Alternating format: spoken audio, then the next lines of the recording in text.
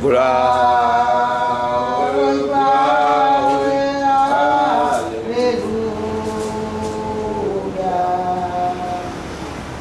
Gloire, gloire, alléluia.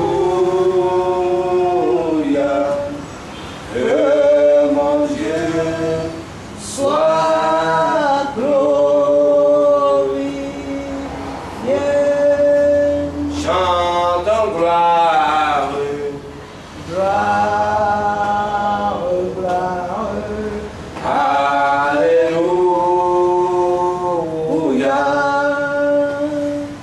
Gloire, gloire, alléluia.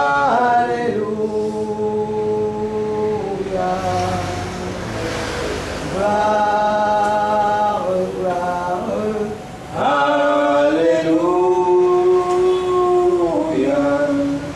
Que mon Dieu soit glorifié. Chantons gloire, gloire, gloire, alléluia.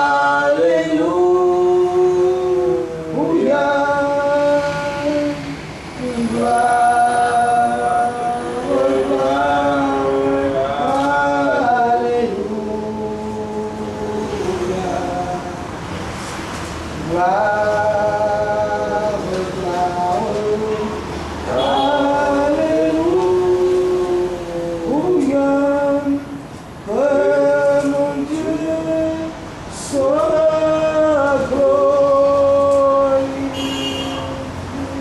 Alléluia, soyez bénis. Nous sommes en train d'apprendre ou de parler sur ce que nous sommes en tant qu'hommes. Nous avons compris que nous ne sommes pas seulement le corps que nous voyons, mais nous sommes des esprits contenant des âmes qui habitent des corps. En quelque sorte, nous avons eu à étudier que l'homme, un homme debout, a un esprit, a un corps et a une âme. Alléluia. Et nous avons défini ce que c'est que tous ces trois constituants de l'homme. Alléluia. Nous savons que le corps est ce que nous voyons.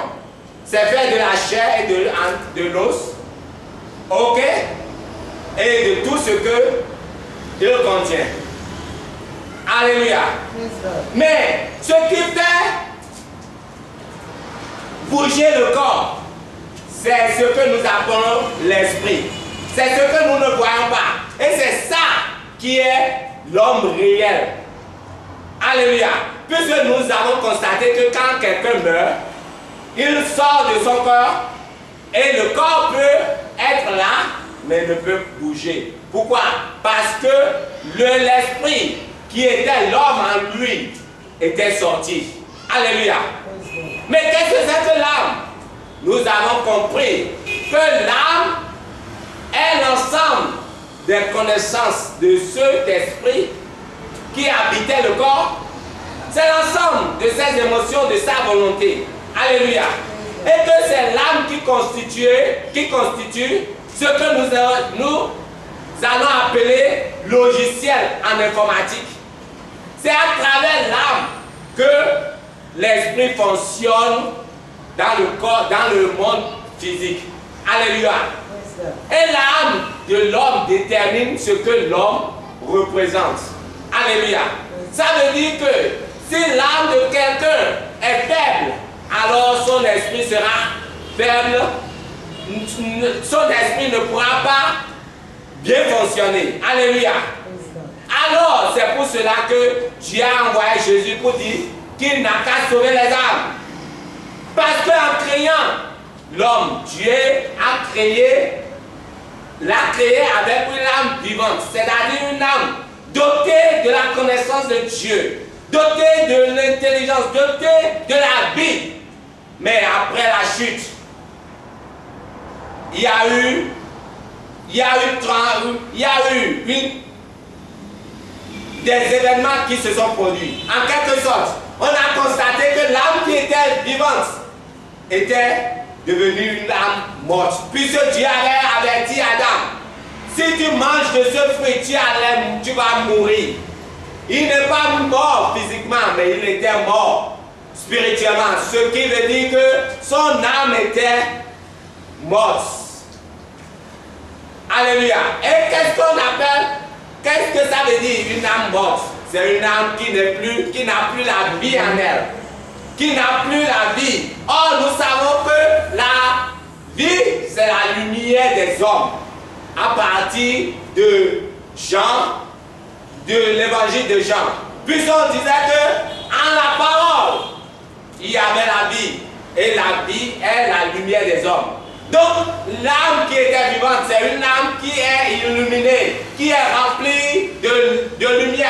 Mais l'âme qui est morte est une âme qui est remplie de ténèbres. C'est pour cela que Paul a dit que si ici ne comprennent pas nos paroles, c'est parce qu'il n'y a pas de vie en eux. C'est parce qu'il n'y a pas de lumière en eux.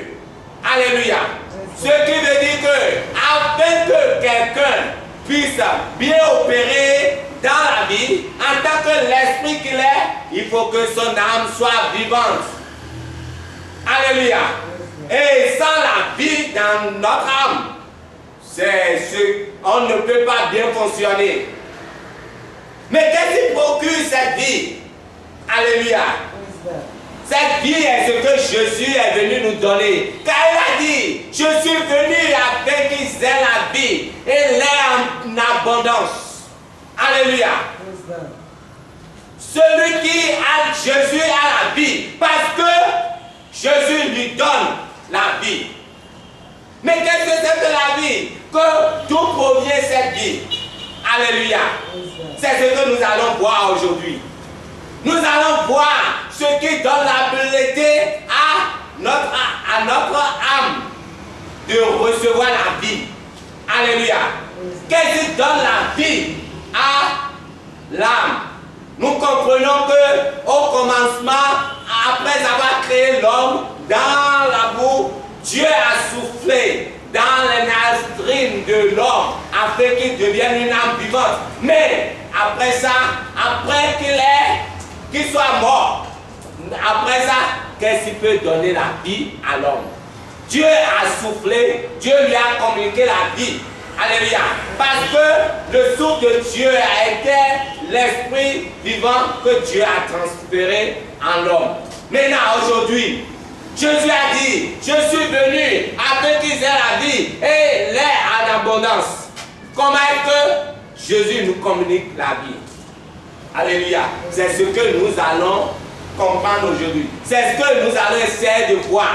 Et nous allons aussi essayer de comprendre pourquoi la Bible nous dit dans le psaume 8, verset 5, que nous allons lire maintenant. Psaume chapitre 8. Verset 5 à 7, il dit quoi? Verset 5 à 7 dit, qu'est-ce que l'homme pour que tu te souviennes de lui, et le Fils de l'homme pour que tu prennes garde à lui? Tu l'as fait de peu inférieur à Dieu. Alléluia. Qu'est-ce que la Bible nous dit? Que Dieu prend Dieu. Devant Dieu, l'homme est tellement important jusqu'à ce qu'il le visite. Comme un ami visite son copain. Alléluia. Pourquoi la Bible nous a dit qu'est-ce que l'homme, pour que tu te soucies tellement de lui, pour lui rendre visite? Alléluia. Et le verset continue pour dire, tu l'as fait un peu inférieur à Dieu, ou bien? C'est ça, non? Tu l'as fait un peu inférieur à Dieu. Tu l'as fait de peu inférieur à Dieu. Ça veut dire quoi? Et que tu l'as couronné de gloire et de magnificence magnificence. Et tu l'as couronné de gloire et de magnificence. Tu lui as Alléluia. donné la domination sur les œuvres de tes mains. Tu lui as donné la domination sur les œuvres de tes mains. Tu Alléluia. as tout mis sous ses pieds. Tu as tout mis sous ses pieds. Alléluia. Praise God.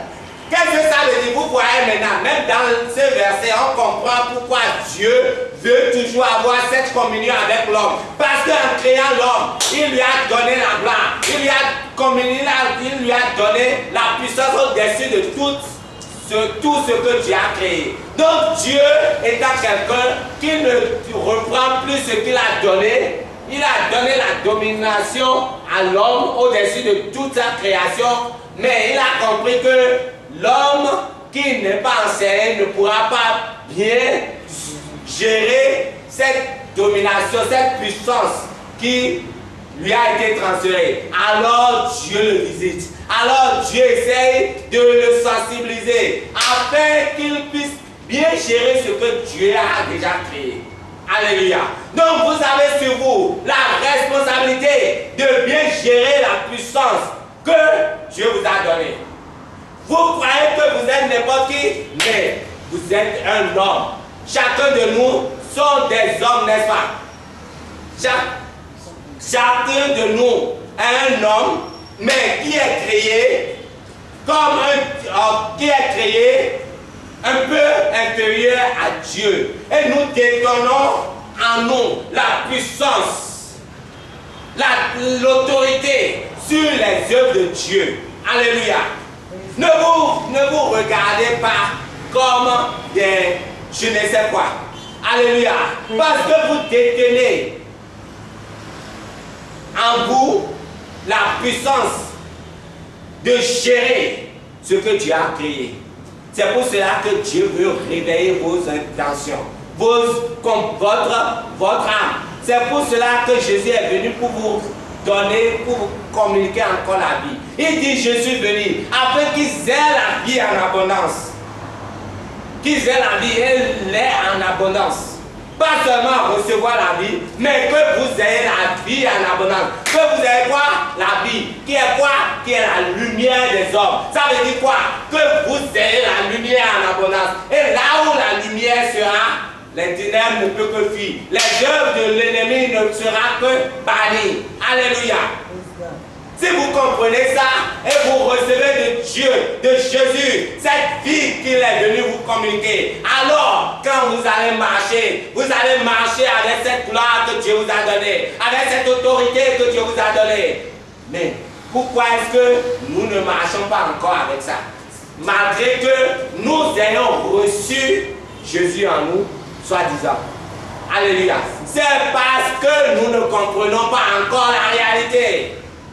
Nous ne comprenons pas encore qui nous sommes.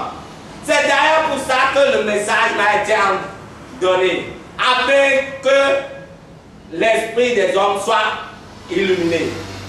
Alléluia. Nous allons continuer dans notre compréhension, dans notre lecture. On va lire Corinthiens 2. Non, pas Corinthiens, Colossiens. Colossiens.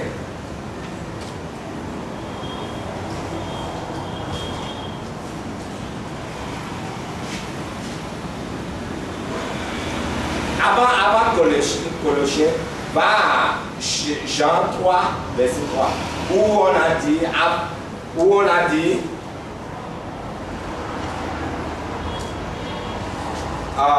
Jean 3. Jésus lui répondit, en vérité, je te le dis, si un homme ne naît de nouveau, il ne peut voir le royaume de Dieu. Alléluia. Ce qui veut dire quoi? Que si tu ne nais pas de nouveau, ok, continue, tu ne vas pas voir le royaume de Dieu. Continue. Nicodème lui dit, comment un homme peut-il naître quand il est vieux? Peut-il rentrer dans le sein de sa mère et naître? Jésus répondit, en vérité, je te le dis, si un homme ne naît d'eau et d'esprit, il ne peut entrer dans le royaume de Dieu. Jésus nous dit que si un homme ne naît d'eau et de l'esprit, il ne peut rentrer dans le royaume de Dieu. Si l'homme ne naît de l'esprit et d'eau, il ne peut rentrer dans le royaume de Dieu. Mais qu'est-ce que c'est que l'esprit dont il parle?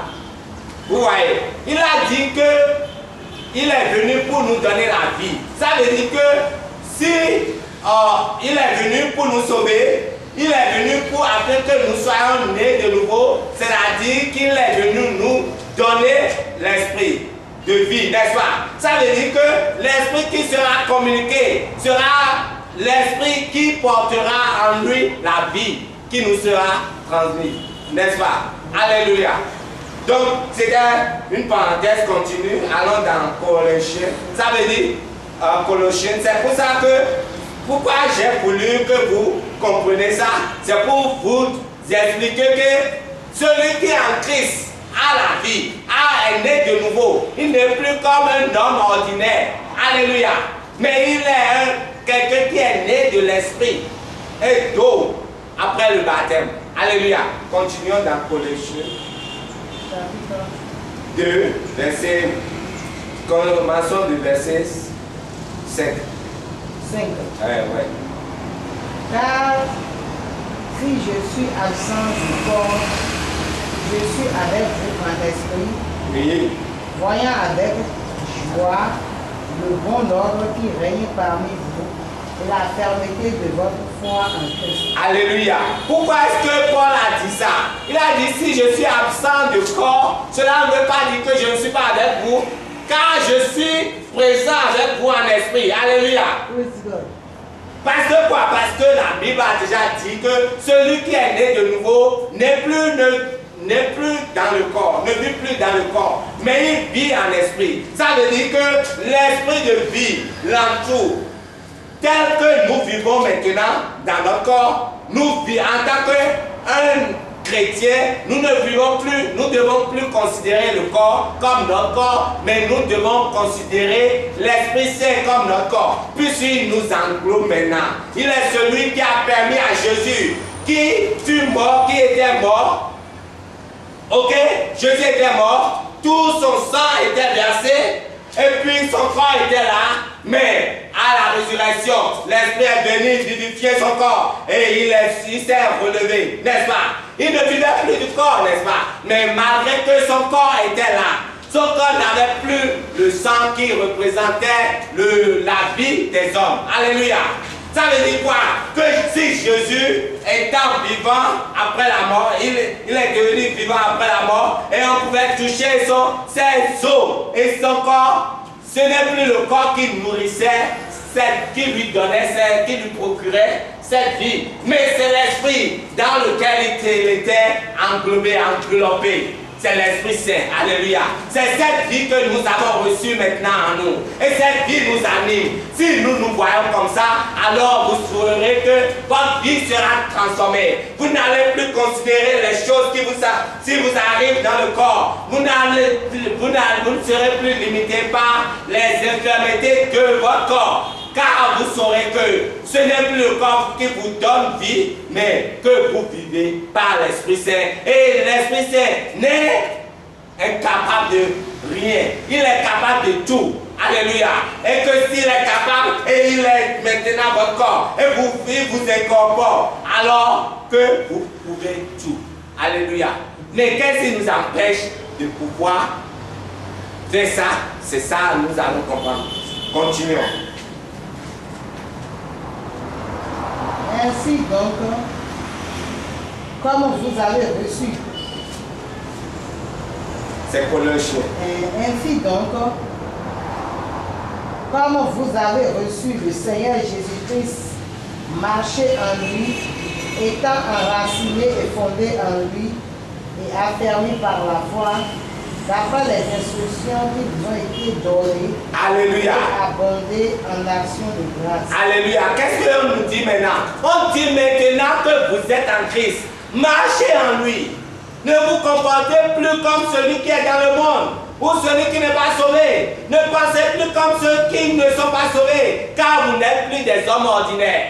Vous n'avez plus une âme qui peut mourir, car vous vivez, vous avez la vie en vous maintenant. Alléluia. Continuons. Prenez garde que personne ne fasse de vous sa proie par la philosophie et par une vaine tromperie, s'appuyant sur la tradition des hommes, sur les rudiments du monde et non sur Christ. Car en lui habite corporellement toute la plénitude de la divinité. Alléluia. On dit en lui fait quoi? Habite. Oui. Corporellement toute la plénitude de la divinité. De la divinité. Dans le verset que j'ai, on dit en lui habite toute la plénitude de Dieu. Alléluia. Ça veut dire que quoi? Que dans l'esprit dans lequel vous vivez maintenant, qui a absorbé l'impuissance de vos corps, en lui est toute la plénitude de Dieu. Alléluia. Qu'est-ce qu'on veut dire par là? Que normalement, étant en Christ, si vous vous considérez vraiment en Christ et que votre conscience est la conscience de Christ, alors vous pouvez expérimenter toute la plénitude de Dieu. Vous n'allez plus être comme ce qu'on dit. On était en train de dire que vous étiez créés un peu inférieur à Dieu. Mais maintenant, Dieu a vu l'incapacité, la faiblesse des hommes. Il a dit non, je vais maintenant les transformer. Je ferai d'eux une nouvelle créature qui sera toute ma plénitude. Alléluia. Toute mes puissances, tout ce que je suis, il a transféré ça en Christ. Et ceux qui sont membres de Christ maintenant, c'est-à-dire le corps de Christ, c'est-à-dire tous ceux qui font une partie du royaume de Christ, ont en eux la possibilité de vivre comme Dieu vit. Alléluia. Puisque on dit, Jésus dit, si vous me voyez, vous voyez déjà le Père. Pour dire qu'il est le représentant de Dieu et qu'il fait tout ce qu'il voit faire le Père. C'est-à-dire quoi? Quand Jésus va, il regarde des circonstances et une pensée vient en lui. Cette pensée, s'il comprend que ça vient, c'est une pensée de Dieu, le Père, alors il le performe. Il ne fait pas sa volonté. C'est pas que si par exemple, si quelqu'un était son ennemi et Dieu lui inspire, guéris-le. Il ne va pas dire non, celui-là, il est déjà mon ennemi, je ne vais pas parler en sa faveur. Non, il le fait. Parce qu'il se soumet à la volonté de son Père. Il ne marche plus selon ses propres sentiments. Il fait ce qu'il sait que le Père veut. Et qu'est-ce que le Père veut? Le bonheur des autres. Le bien. Le Père ne fait que le bien. Alléluia. C'est pour cela que si les pensées, de bonnes pensées vous surgissent, vous viennent à la tête, c'est que ça provient de Dieu. Et c'est ça qu'il faut faire, tout en sachant que en faisant ça, vous ne faites pas votre volonté, mais c'est Dieu qui veut le faire à travers vous. Et croyez vraiment que tel qu'il vous l'a inspiré, vous êtes capable d'accomplir ça. Puisqu'on a dit que vous avez la puissance sur tout ce qu'il a créé. Alléluia. Donc, comprenons que nous avons la plénitude de Dieu en nous. Nous vivons dans la plénitude de Dieu, de la divinité. Nous sommes créés, nous sommes recréés à l'image de Dieu. Ok? Nous sommes recréés dans la nature de Dieu qui grandit dans la justice et dans la connaissance de la vérité. Alléluia. Si nous ne voulons pas demeurer des bébés en Dieu, pour ne pas dire en Christ, alors comprenons que nous avons besoin de marcher dans la justice.